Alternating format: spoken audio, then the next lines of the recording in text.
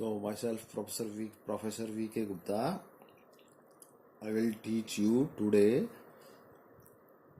about the application of Fermat principle. Fermat principle की application में पहली एप्लीकेशन क्या है? Deduction of law of reflection from Fermat principle. क्या? Deduction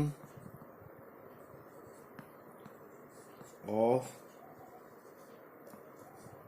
law of reflection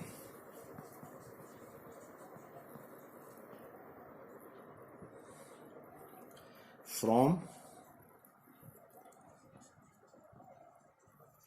फर्मट principal.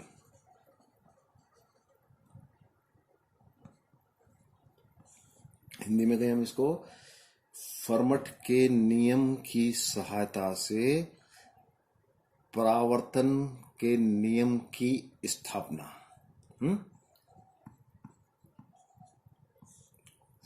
फर्मट के नियम या फर्मट का जो सिद्धांत है की सहायता, फर्मट के नियम की सहायता से परावर्तन के नियम की स्थापना. तो हम क्या करेंगे? परावर्तन के नियम की स्थापना करेंगे हैं. और यूज कहां से करेंगे उसको? फर्मट का सिद्धांत या फर्मट का नियम. तो हम जानते हैं परावर्तन का नियम बेसिक नियम है. परावर्तन का नियम, ऑप्टिक्स का परावर्तन का नियम.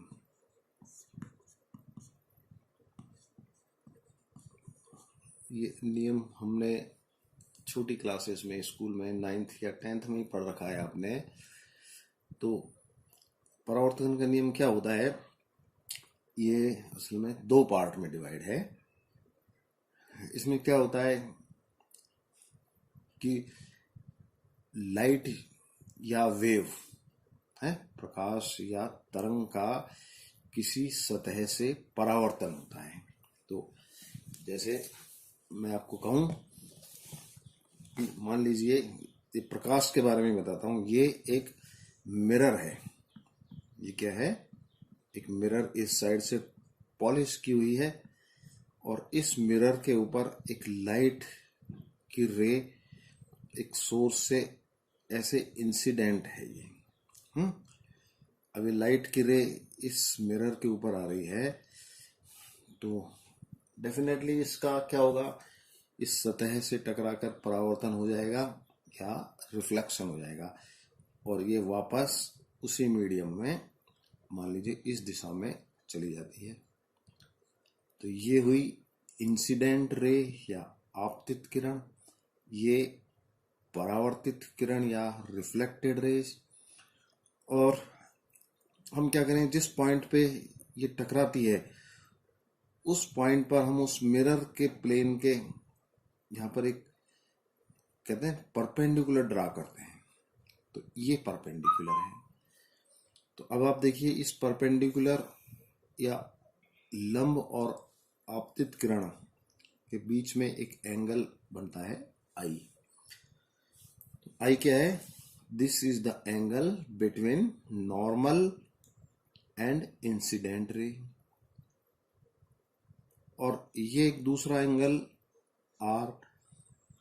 तो आर एंगल क्या है? ये परावर्तित किरण और ये अभिलंब, इसके बीच का कोण है. तो हमने अब क्या देखा? एक ये आपतित किरण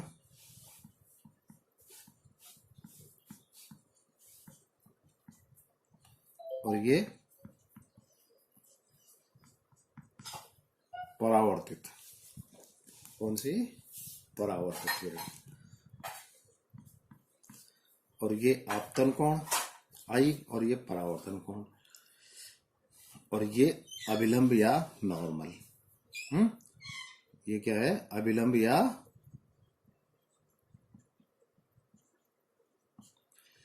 तो परावर्तन का जो नियम है इसके दो पार्ट मैंने बताए। हम्म तो पहला पार्ट तो क्या बताता है कि ये आपतित किरण, परावर्तित किरण या इंसिडेंट रे और रिफ्लेक्टेड रे और नॉर्मल अभिलंब, ये तीनों एक ही तल में यानी कि एक ही प्लेन में होते हैं। तीनों क्या क्या? इंसिडेंट रे,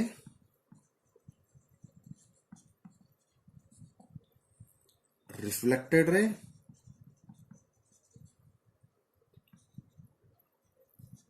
और नॉर्मल। नॉर्मल इस मिरर के ऊपर परपेंडिकुलर ड्रा किया हुआ है। ये तीनों सेम प्लेन में एग्जिस्ट करते हैं। कहा? सेम प्लेन में एग्जिस्ट करते हैं, एक ही तल में स्थित होते हैं। तो ये है परावर्तन के नियम का पहला पार्ट। तो ये क्या है? पहला पार्ट है परावर्तन के नियम का, ये सब सेम प्लेन में। और दूसरा पार्ट क्या है? ये इंसिडेंट एंगल, आपतन कोण बराबर होता है परावर्तन कोण के। क्या? हम इसको ऐसे भी लिख सकते हैं, ये angle I equal to angle R। तो हम इसको क्या लिखेंगे? इंसिडेंट एंगल या एंगल ऑफ इंसिडेंट। कौन सा एंगल? इंसिडेंट एंगल बराबर रिफ्लेक्टेड एंगल।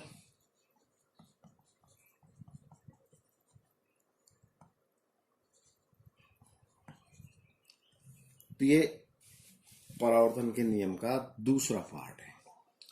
ये बेसिक नियम है, हमने छोटी क्लासेस में इसको पढ़ा हुआ है। तो हमको क्या करना है? इस नियम की स्थापना करनी है दोनों पार्ट्स की। और स्टार्टिंग कहां से करनी है? यूज क्या लेना है? फर्मट का प्रिंसिपल है। फर्मट का प्रिंसिपल, ये फर्मट का प्रिंसिपल है जो। तो हम करते हैं इसको फर्मट के प्रिंसिपल के द्वारा। तो हम क्या करते हैं, वो ही एक प्लेन लेंगे, प्लेन मतलब एक मिरर, प्लेन मिरर, और उसके ऊपर एक लाइट इंसिडेंट होगी। तो मैं एक स्पेशल अरेंजमेंट इस तरह का मान लीजिए करता हूं। ये मान लीजिए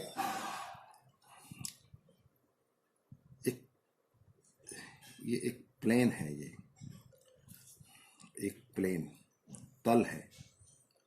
हम क्या कहेंगे इसको? एक तल।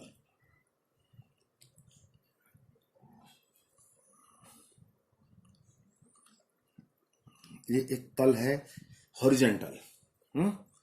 कैसा? हॉरिजेंटल या क्षैतिज। और इसके ऊपर एक वर्टिकल प्लेन या ऊर्ध्वतल रखा हुआ है।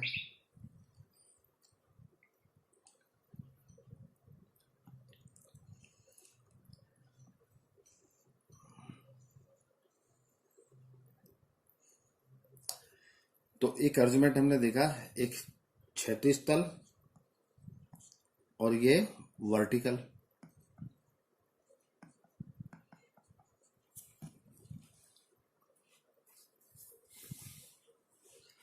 तो मैं मान लेता हूं जो क्षैतिज तल है ये मिरर है।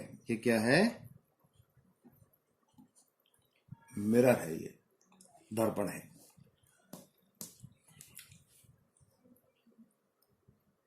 तो ये दोनों एक दूसरे से 90 डिग्री के ऊपर रखे हुए हैं। एक जमीन में जैसे फ्लैट रखा हुआ है और एक उसके ऊपर खड़ा हुआ है। एक खड़ा हुआ है और एक पड़ा हुआ है, हम ऐसा कह सकते हैं। तो अब हम ये मानते हैं कि एक पॉइंट P यहां ले लेते हैं इस वर्टिकल प्लेन में, यहां से एक प्रकाश की किरण चलना प्रारंभ करती है नीचे की तरफ, और ये नीचे वाले प्लेन यानी कि दर्पण से टकराती है, और टकरा करके क्या होगा, ये वापस परावर्तित या रिफ्लेक्ट होगी होगी तो अब ये प्रकाश की किरण नीचे की तरफ चलती है। तो अब हम मान लेते हैं कि ये पहली बार ये यहां पर आकर के टकराती है, ये ओ पॉइंट है, ये ओ पॉइंट पे आके ये टकराती है। तो ये प्रकाश की किरण ओ पॉइंट पे आके टकराई, और टकरा करके ये हम जानते हैं वापस ऐसे वापस चली जाएगी। तो ये हम कहेंगे यहाँ पर आपतित किरण और ये परावर्तित किरण। तो अब देखिए, इस प्रकाश की मर्जी है कि ये यहां से न टकरा करके इन दोनों तलों के मिलने वाले बिंदु से न टकरा करके किसी दूसरे बिंदु ओ डैश से टकराता है। तो ये प्रकाश की किरण कैसे आएगी, ये ओ डैश तक आएगी और वापस टकरा करके यहां चली जाएगी। तो प्रकाश इस पी बिंदु, पी पॉइंट से क्यू पॉइंट तक परावर्तन के पश्चात गमन करता है। तो वो किसी भी रास्ते से जा सकता है, पी ओ क्यू से या पी ओ डैश क्यू से, प्रकाश की मर्जी है। हम या इन दोनों के बीच में कोई भी बिंदु है, इन दोनों को मिलाने वाली रेखा, और इससे भी टकरा करके वापस जा सकता है। हाँ? तो इस प्रकाश कई पथों पे जा सकता है, प्रकाश कई पथों से जा सकता है। अब ये फर्मट का जो प्रिंसिपल है, ये फर्मट का प्रिंसिपल हमें क्या कहता है कि प्रकाश किरण द्वारा पथ पी ओ डैश क्यू के अनुदिश गमन में लगा समय पथ पी ओ क्यू के अनुदिश गमन में लिए गए समय से अधिक होगा। देख रहे हैं आप, कौन से समय से, पी ओ डैश क्यू जो डिस्टेंस है, this is greater than P O Q. तो ये रास्ता लंबा है और ये रास्ता छोटा है, तो डिस्टेंस ज्यादा हुई। फर्मट का सिद्धांत क्या कहता है, या समय ज्यादा लगा इसको, डिस्टेंस ज्यादा हुई। तो फर्मट के सिद्धांत के ये विरुद्ध है। फर्मट का सिद्धांत क्या कहता है, प्रकाश उस पथ पर गमन करता है जिस पथ पर द्वारा तय किया गया पथ की दूरी या तो मैक्सिमम हो या मिनिमम हो, कांस्टेंट हो।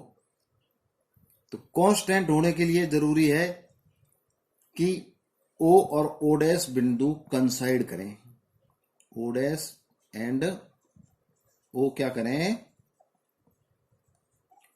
कंसाइड करें, एक दूसरे के संपातित हों।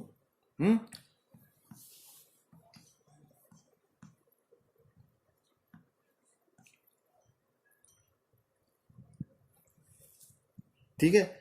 तो ओ ओ डैश एक दूसरे के से क्या होंगे, संपातित होंगे। अब ये संपातित होंगे तो क्या होगा, पी ओ और पी क्यू ये दोनों किरणें एक ही प्लेन में होनी चाहिए, है। तो पी ओ और पी क्यू एक ही प्लेन में होंगी, अतः पी ओ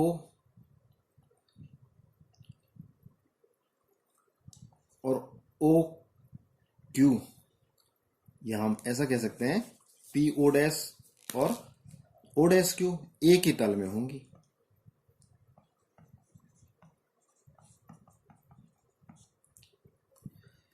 और ये तल कौन सा होगा, ये वर्टिकल प्लेन होगा, जो ये हमने बताया ना, वर्टिकल प्लेन, ये वाला प्लेन। तो हम क्या कह सकते हैं कि आपतित किरण, परावर्तित किरण और ये वर्टिकल प्लेन तीनों एक ही तल में स्थित होंगे। तो परावर्तन के नियम का हमने क्या किया, पहला पार्ट है उसको आपको बता दिया। अब मैं आपको परावर्तन के नियम का जो दूसरा पार्ट है उसके बारे में बताता हूं। तो परावर्तन के नियम का जो दूसरा पार्ट है वो पार्ट क्या है, आपतन कोण और परावर्तन कोण दोनों एक ही तल में है। तो दूसरा पार्ट क्या है,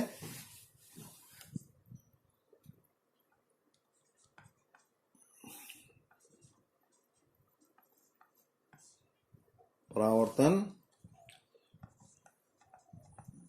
नियम का दूसरा भाग क्या है, कोण I इक्वल टू कोण R। तो ये अब हमको प्रूव करना है। नियम हमारे पास दिया हुआ क्या है, वही फर्मट प्रिंसिपल। तो हम क्या करते हैं, यहां भी वही मानते हैं, एक मिरर, ये दर्पण मान लिया, और ये पॉइंट P या ये पॉइंट S मान लेता हूं, और ये पॉइंट यहां पर कोई दूसरा B पॉइंट है। तो प्रकाश की किरण इस S पॉइंट से आती है, इस दर्पण के ऊपर टकराती है, और टकराने के बाद ये पॉइंट B तक जाती है। तो हम एक मान लेते हैं, तो ये प्रकाश की किरण मान लेते हैं, ये इस रास्ते से आई, आपतित किरण हो गई ये, और इस रास्ते पे चली गई। और ये हमने इसके ऊपर अभिलंब ड्रा कर दिया।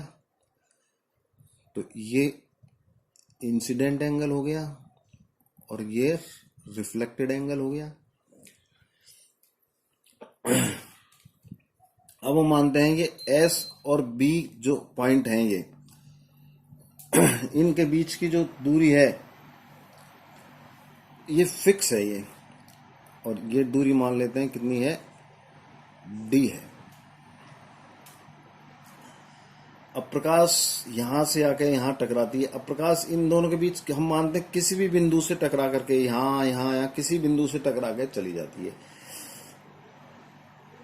मैंने माना कि इस अभिलंब की जो दूरी है, इस S बिंदु से यहां से, S बिंदु से यहां से अभिलंब तक की दूरी, इसको X मान लिया। क्या मान लिया, X मान लिया। तो इस अभिलंब से इस B बिंदु तक की दूरी कितनी हुई, D माइनस एक्स हुई। तो यहां तक से यहां तक की दूरी x, और यहां से यहां तक की दूरी D माइनस एक्स, और टोटल दूरी हो गई ये D। तो टोटल डिस्टेंस D कांस्टेंट है। लेकिन प्रकाश की मर्जी है, वो यहां से टकराए, यहां से टकराए, यहां से टकराए। तो जैसे ही प्रकाश जिस जगह से टकराएगा ये x बदल जाएगा और D माइनस एक्स भी बदल जाएगा। तो बदलता क्या है, यहां पर x परिवर्तनशील है। x क्या है, परिवर्तनशील है। और मैं मान लेता हूं ये यहां से यहां तक की ये दूरी है जो मिरर से, और इस पॉइंट तक की दूरी है, S पॉइंट तक की दूरी, ये मैं मान लेता हूं क्या है, A है। क्या है ये, A है। और B पॉइंट तक की जो दूरी है ये मैं मान लेता हूं क्या है, स्मॉल b, स्मॉल a और स्मॉल b। तो प्रकाश S से स्टार्ट होता है और ये O पॉइंट से टकराता है और B तक चला जाता है। तो ये अर्जुमेंट आपको ये समझ आ गया, प्रकाश S से स्टार्ट होता है